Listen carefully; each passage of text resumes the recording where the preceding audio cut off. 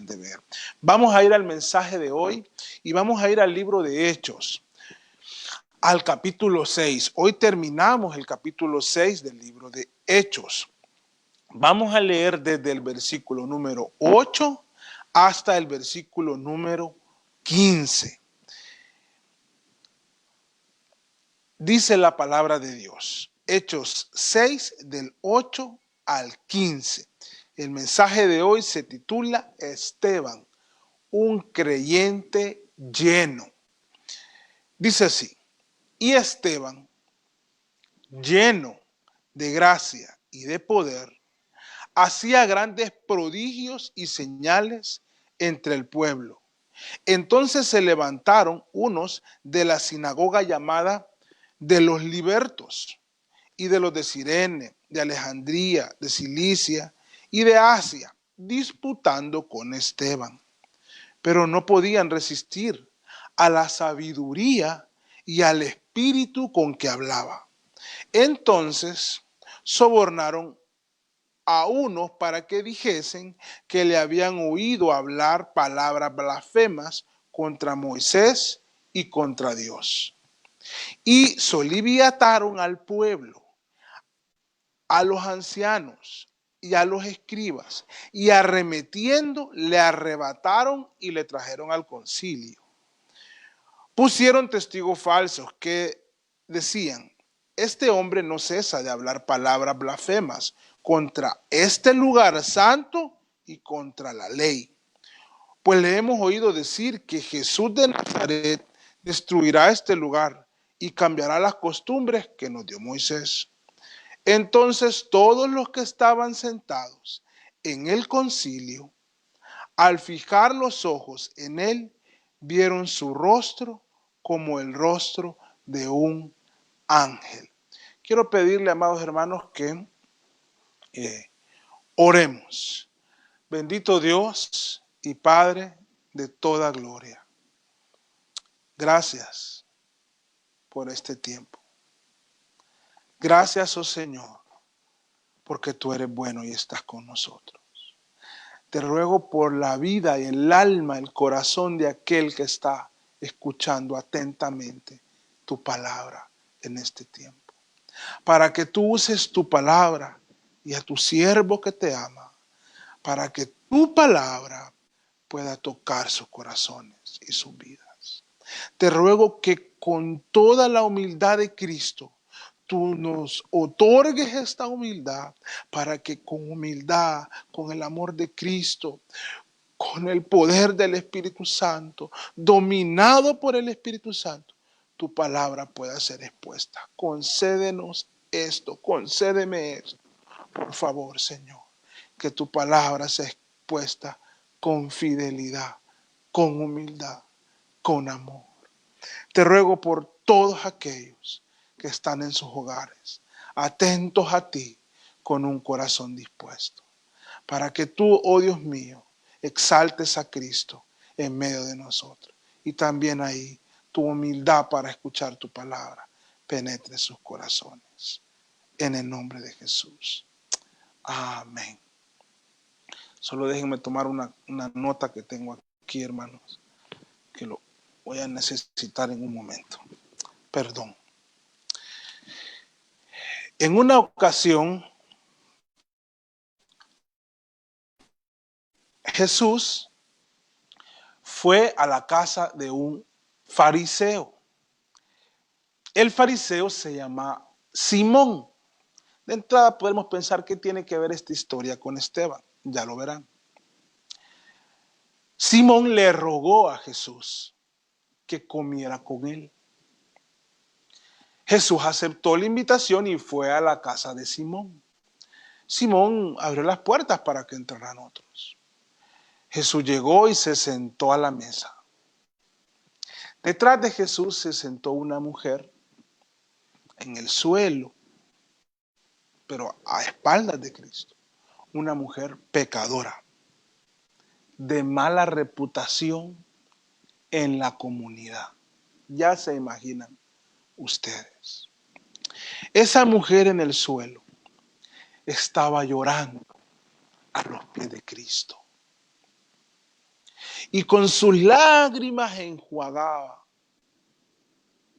los pies del maestro. Con su cabello estaba quebrantada. Tenía un perfume, de hecho un buen perfume, y ungió a Cristo con ese perfume. Simón dijo para sí, es decir, en su mente, si este hombre, refiriéndose a Jesús, si este hombre fuera profeta, sabría quién es esta mujer y que es pecadora y no dejaría que lo estuviera tocando. En Lucas 7 pueden encontrar el relato completo. Jesús no ocupaba que Simón hablara para saber lo que estaba pensando. Entonces le dice: Simón, un acreedor tenía dos deudores. Uno debía 500 denarios, era bastante dinero en aquel entonces. Y otro debía 50 denarios. Ninguno de los dos podía pagarle, dice. Entonces él les perdonó la deuda a ambos. Entonces Jesús le dice: di pues, ¿cuál de ellos le amará más? Aquel que le había perdonado la deuda. Entonces Simón dijo: pienso que aquel a quien perdonó más. Y Jesús le dijo: rectamente has juzgado. Miras a esta mujer, Simón, le dice. ¿La ves? Le dice. Entré a tu casa y no me diste agua para mis pies, porque era una costumbre. Cuando llegaba una visita, un sirviente lavaba los pies del invitado.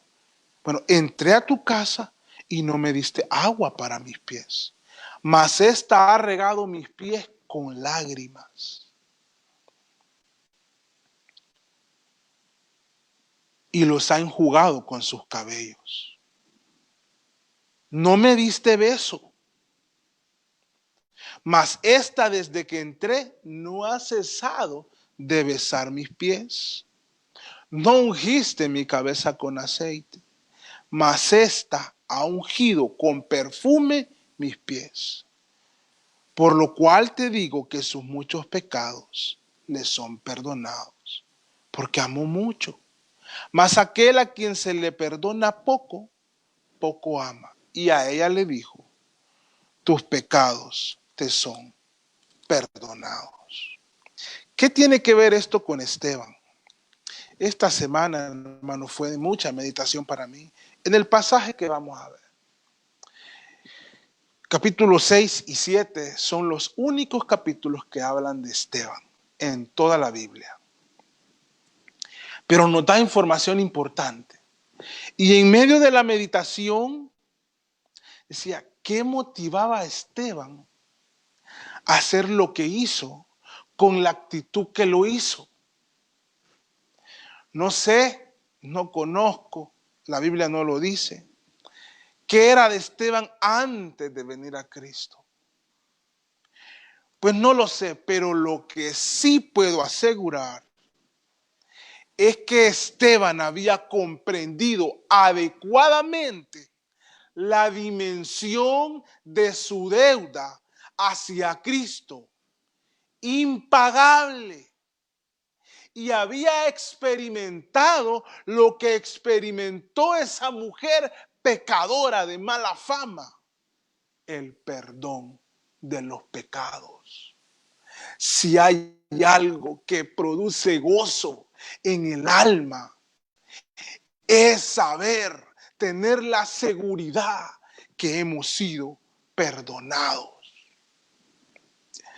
Esteban había entendido lo que significaba el perdón de sus pecados y amó mucho.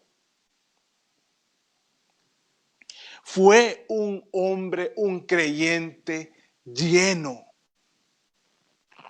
Porque que creyente lleno. ¿Por qué lleva ese título el mensaje de hoy? Porque en 4 ocasiones, cuando se describen cualidades de Esteban, se usa la palabra lleno. La primera está en el capítulo 6, en el versículo 3. Aunque son requisitos para encontrar en 7 hombres, uno de esos 7 hombres que encuentran con estas cualidades es Esteban. Por lo tanto, aplica directamente a Esteban.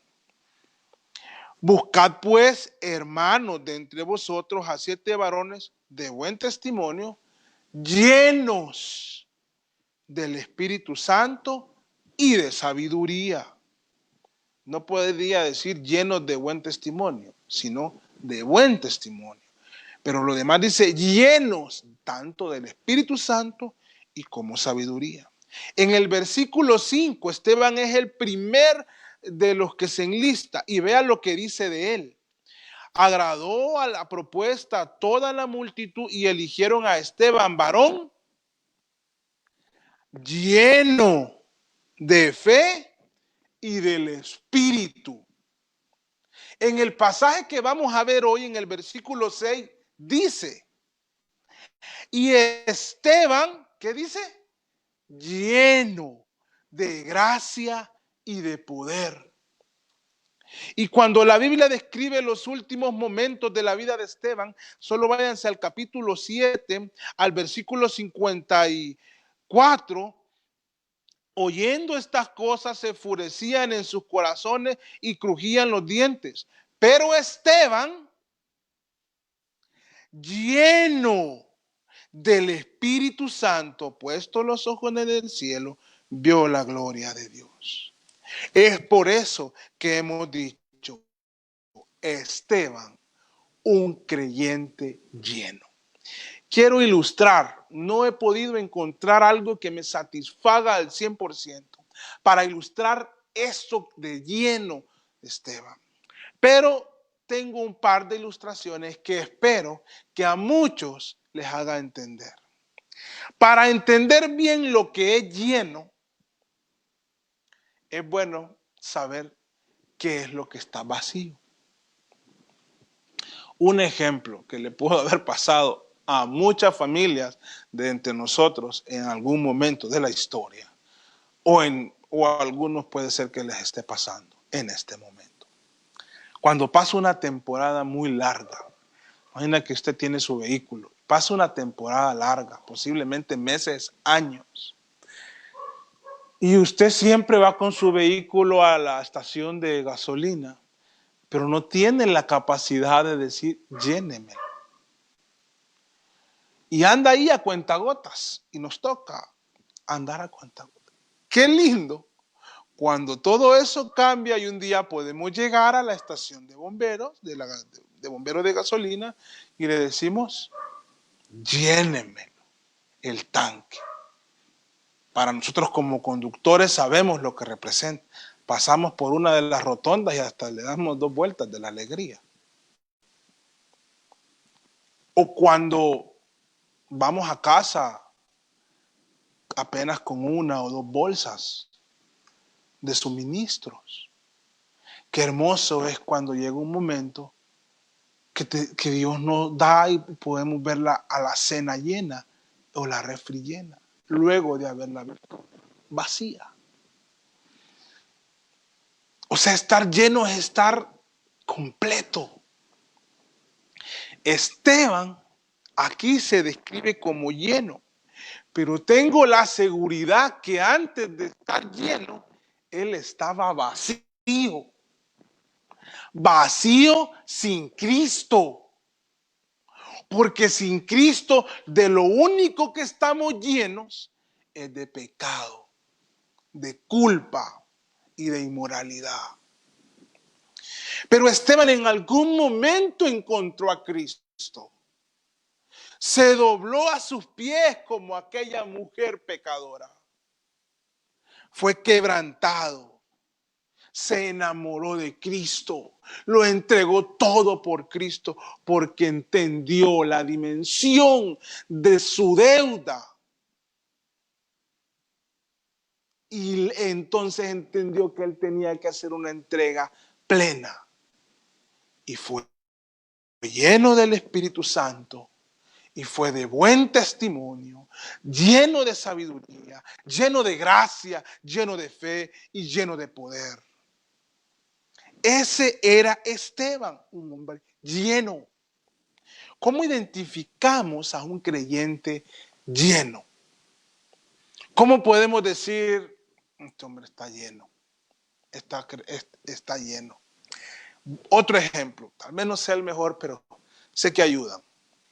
Hace algunos años yo tuve un restaurante pequeño. Un día a la semana preparábamos comida de mariscos. Muy temprano en la mañana, ese día, yo me iba al mercado de mariscos. Eran mariscos frescos. Entonces yo me iba ese mismo día a comprarlos. Intentaba comprar rápido. Compraba pescados, en otro lugar camarones, filete, cangrejos. Y muy rápido, casi no me acercaba, intentaba que fuese muy rápido, porque yo iba al trabajo y iba a atender gente. Pero luego me subí al carro y siempre andaba una bolsa de otra ropa, porque destilaba olor a mariscos. Llegaba a mi lugar de trabajo y luego de ubicar todo, yo me cambiaba y hasta me perfumaba. Porque si yo me hubiese quedado esos días con esa ropa, la gente me hubiese sentido el olor a mariscos. ¿Por qué me hubiesen sentido ese olor? Porque yo había quedado impregnado porque estuve ahí, donde estaba lleno de mariscos. De alguna forma, así usted puede identificar a alguien lleno. Destila. Es notorio. ¿Por qué es notorio? Porque ha estado allí, como esa mujer pecadora, a los pies del Maestro. Quebrantado, quebrantada en su palabra, deleitándose en oración, en su presencia misma. Este era Esteban. Es importante que conozcamos un poco de Esteban, porque el capítulo 7, que es un capítulo largo, vean que el capítulo 7 tiene 60 versículos. El capítulo 7 es una predicación de Esteban. Y la vamos a estudiar. Poderosa. Quisiera predicar como Esteban predicó ese día. ¡Qué mensaje! ¡Qué conocimiento! ¡Qué fluidez! ¡Qué poder del Espíritu Santo! Para comprender mejor ese mensaje, no estaría mal que hoy conozcamos al que lo predicó. Esteban, un creyente lleno. La meditación esta semana, hermano, fue agobiante para mí. Porque en algún momento, desde mi corazón, le pedí a Cristo, yo quiero ser un creyente lleno, como Esteban.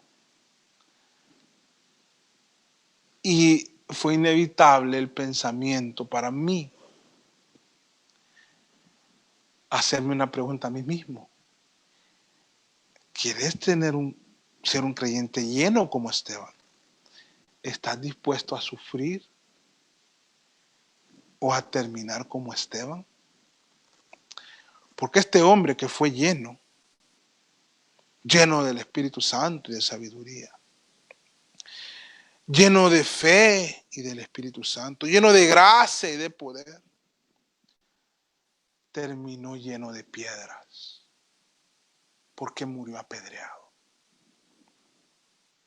Entonces seguí meditando y dije, el hecho que Dios me llegara a conceder ser lleno como Esteban, no significa que tengo que morir como él.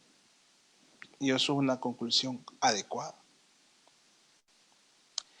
Pero si Dios me concede ser lleno como Esteban, no me va a importar cómo voy a morir si es por la causa de Cristo.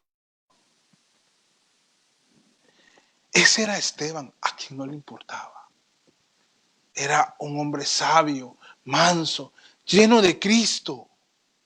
Y ahora vamos a ver el relato de estos pocos versículos para conocer algunos detalles que les van a ayudar a ustedes a la lectura y a conocer más a Esteban y a conocer por qué lo estaban acusando, por qué también lo volvieron a llevar ante quién, ya hemos hablado, ante el concilio. Entonces vayamos al pasaje, ahora sí vayamos. Todo esto era introductorio, hermano. Pero creo que ahora vamos a comprender y a estar más atentos al pasaje. Lleno de gracia y de poder. Dios le concedió a Esteban predicar su palabra y hacer prodigios y señales. Vean el corazón de Esteban.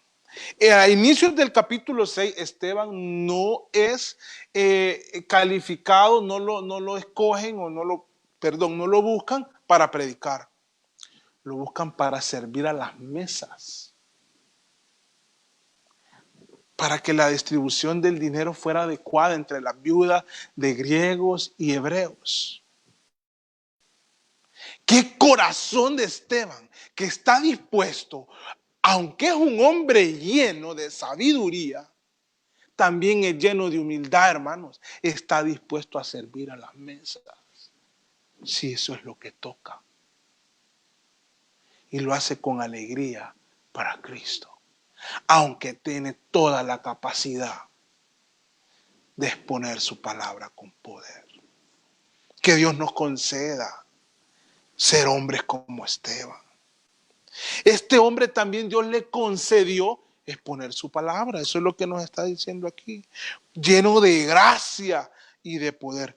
Y no sé qué prodigios y qué señales, pero hubo prodigios y señales. Porque a los apóstoles y a otros en el primer siglo Dios les concedió un poder especial para hacer prodigios y señales. Entonces se levantaron unos de varias sinagogas, pero la primera es la de los libertos. A diferencia de las demás, de la de Alejandría, de los de Cirene, todas son de regiones. La de los libertos no es de una región. Y para una buena comprensión estaría bueno que ustedes sepan quiénes son los libertos. Los libertos eran judíos. Pero cuando Roma conquista Jerusalén, eso es en la época antes de Cristo, cuando Roma conquista Jerusalén, un nombre muy conocido del general Pompeyo, se llevan esclavos a muchos judíos a Roma. Y eran esclavos. Porque en Roma la esclavitud era parte de su imperio. Pero en algún momento de la historia, mucho antes de estas fechas, Roma hizo un decreto de libertad, de emancipación para esos esclavos. Y esos esclavos judíos volvieron a Jerusalén. Eran libertos. Los habían liberado de la esclavitud. Y ellos, sus familias, formaron unas sinagogas. Las sinagogas se había vuelto porque cuando, no hay templo, aunque en Jerusalén estaba el templo, se armaban sinagogas. Ahí fue en una sinagoga fue donde Jesús leyó al profeta Isaías. Entonces estas, cuando ustedes dicen que dice los libertos, incluso se dice y hay constancia que formaron como un grupo político, una corriente política. Entonces ellos eran los libertos. Solo es una característica que la Biblia la da, entonces creo que es necesario que ustedes la conozcan. Los demás son regiones. Estos no eran pocos, no eran pocos. Disputaban con Esteban, con ese hombre de buen testimonio, con ese hombre que todos daban fe, los que lo conocían, que era un hombre de Dios, con ese hombre lleno del Espíritu Santo. No se puede obtener la llenura del Espíritu Santo si no es por el conocimiento, por la devoción, por la meditación de su palabra con un corazón humilde y la oración. Disputaban con él. Esteban no hablaba de sí mismo. No decía yo soy así, yo soy así. A él no le importaba cómo él era él. Él exponía a Cristo. Disputaban con Esteban, pero un hombre lleno de Dios, lleno de gracia, lleno de poder, lleno de fe, lleno de sabiduría, dominado por el Espíritu Santo. Su razonamiento no lo podían debatir, pero más que su razonamiento, el poder del Espíritu Santo. Ahí mismo dice, versículo 10, no podían resistir a la sabiduría y al Espíritu con que hablaba. Entonces volvieron a sus viejas mañas. Lo que hicieron con Jesús, de buscar testigos falsos, de sobornar a alguien. Pasa, hermanos. Y va a seguir pasando, hermanos. No nos amarguemos por eso. Siempre habrá alguien diciendo blasfemias contra nosotros. Falso testimonio. Que no lo podemos evitar. Entonces sobornaron a unos para que dijesen que habían oído hablar palabras blasfemas contra Moisés y contra Dios. Posiblemente Esteban explicó algunas cosas de Moisés, pero usan testigos falsos para decir que dijo otra cosa. Él estaba explicando el evangelio, seguramente. ¿Qué hicieron estos entonces? Acá hay una palabra que casi no usamos, soliviataron, pero a veces también es bueno buscar el diccionario cuando leemos la Biblia. Es como incitar, pero de manera maligna, a alguien contra otra persona. Soliviataron, impulsaron, incitaron con deseos de maldad al pueblo, a los ancianos y a los escribas, y arremetiendo le arrebataron y le trajeron nada más y nada menos que al concilio. En mensajes anteriores ya hemos hablado del concilio. Pero pusieron falsos testigos que decían, este hombre no cesa de hablar palabras blasfemas. No eran palabras blasfemas contra este santo lugar y contra la ley. Seguramente él estaba explicando cuál es ese. Aquí hay dos cosas importantes: el lugar santo y la ley. Yo no puedo decir las palabras que Esteban estaba diciendo, pero por una comprensión hasta esta altura de mi vida cristiana del evangelio,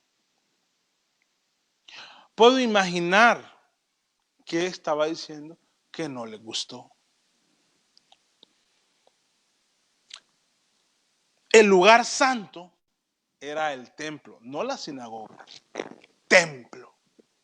Ahí donde el sumo sacerdote año a año hacía expiación por el pecado de él y por el del pueblo, donde se hacían todos aquellos sacrificios. Era el lugar donde habitaba la presencia de Dios. Todo empezó en el tabernáculo en el Antiguo Testamento. Entonces ahí estaba la presencia de Dios. Ahora bien, vamos a ver un detalle precioso. Tome su Biblia, por favor. Váyase a Juan 1. Capítulo 1 del Evangelio de Juan. En el versículo 14, para ser exactos, dice la palabra de Dios. Y aquel verbo fue hecho carne y habitó entre nosotros. Les quiero explicar algo. Lo que aquí se traduce como habitó, no es que está mal traducido, la traducción está bien. Porque en español no hay una palabra que sea coherente con lo que dice ahí. Entonces, en traducción es habitó. Pero la palabra en su original, si la tradujéramos literalmente, sería una palabra como inventada en el español. Pero la palabra sería, y en aquel verbo fue hecho carne y tabernaculó entre nosotros. Es decir, la presencia de Dios estaba en Cristo. Para un judío recalcitrante le iba a molestar. que le dijeran que él era la imagen del Dios invisible, la presencia misma de Dios.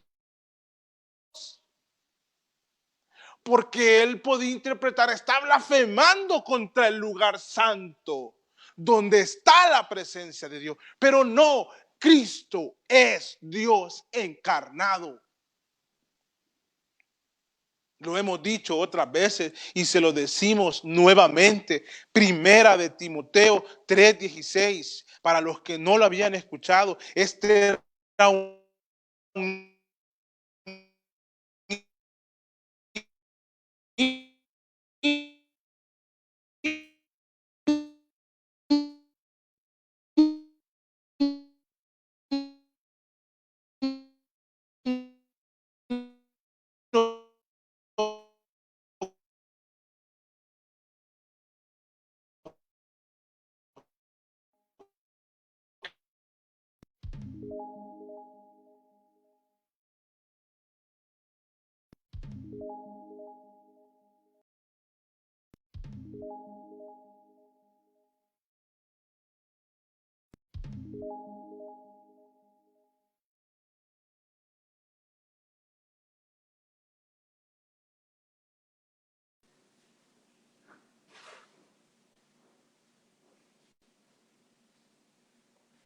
Bendiciones, amados hermanos. Tuvimos un problema de señal.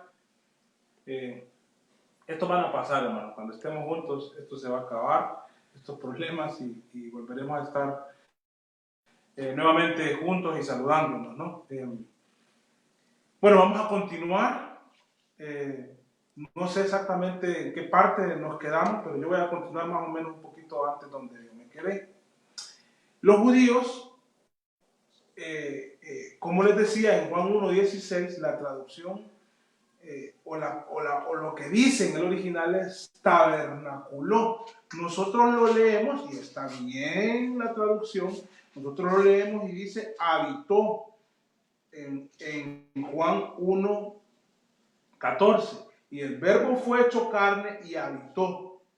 Si lo hacemos literal, tabernaculó entre nosotros y vimos su gloria, gloria como unigénito del Padre.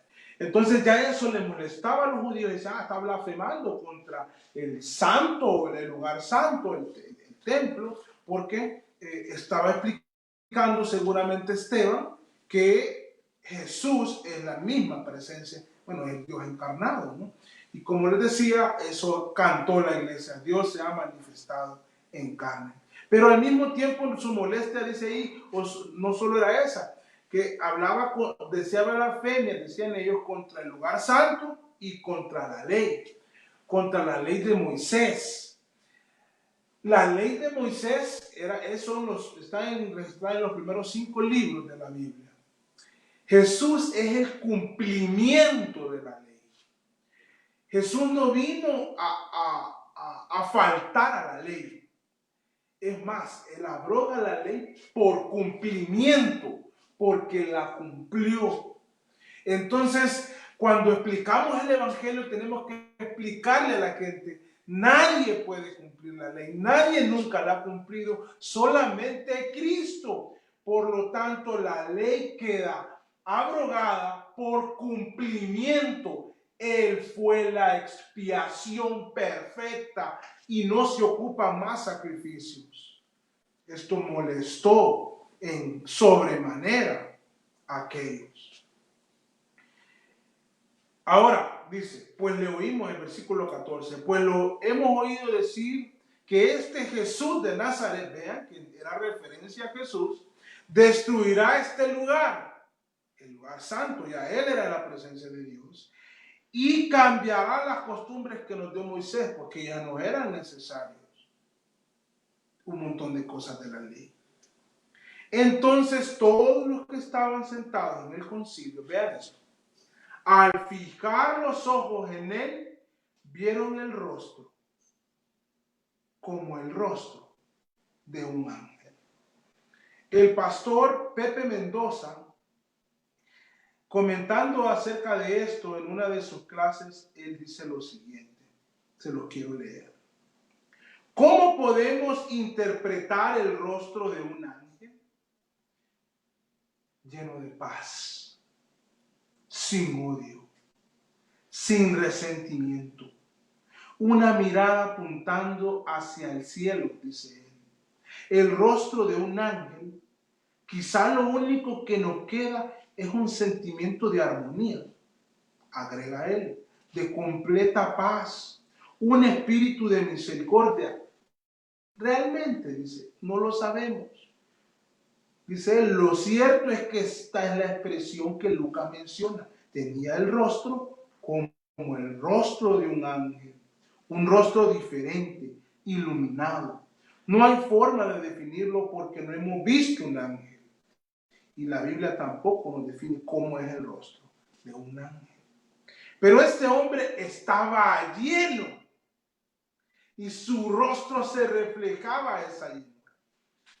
Ahora él, hermanos, tuvo algo maravilloso. Váyanse para ir concluyendo a Hechos 7.